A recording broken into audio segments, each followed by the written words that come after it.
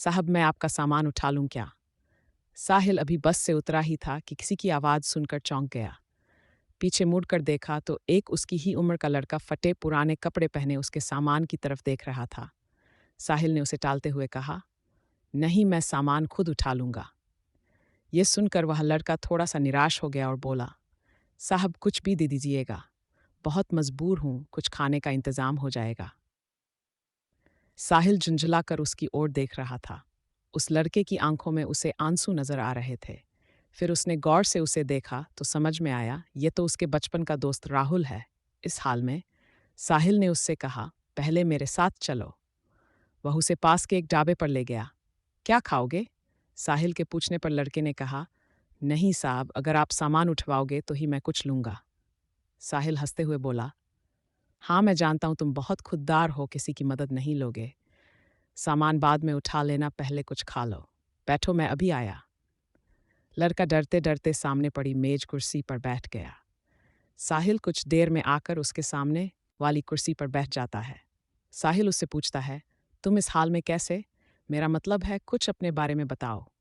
राहुल ने बताया, साहब मेरे पिता इसी गांव में एक किसान थे।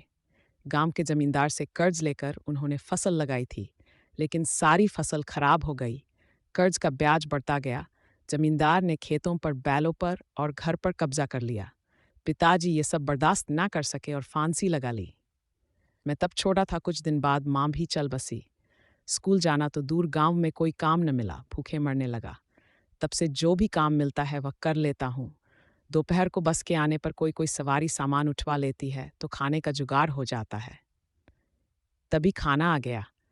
खाना देखकर राहुल बोला, साहब ये तो बहुत महंगा होगा, मेरी मजदूरी तो बस 10 रुपये बनती है, ये सब मैं कैसे चुका पाऊंगा?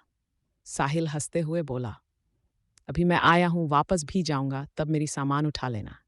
साहिल उसे जानबूझकर अपनी पहचान नहीं बता रहा था। उसे पता था अगर उसने ऐसा किया तो राहुल उससे मदद नहीं लेगा। राहुल बहुत भूखा था, वह जल्दी जल्दी खाना खाने लगा। इधर साहिल कुछ देर के लिए पुराने दिनों में खो गया। उस समय दोनों एक ही स्कूल में पढ़ते थे। दोनों साथ खेलते थे, पढ़ने में बहुत तेज था। उसमें और साहिल में हमेशा फर्स्ट आने की होड़ लगी रहती थी। साहिल पिता उसी स्कूल में, अब साहिल के पिता ट्रांसफर हो गया तो साहिल स्कूल छोड़कर शहर चला गया। आज वह कॉलेज में पढ़ता है। छुट्टियों में गांव के पुराने दोस्तों से मिलने चला आया। वैसे उसके चाचा भी इसी गांव में रहते हैं। साहिल को यह उम्मीद बिल्कुल नहीं कि उसका दोस्त उसे इस हाल में मिलेगा।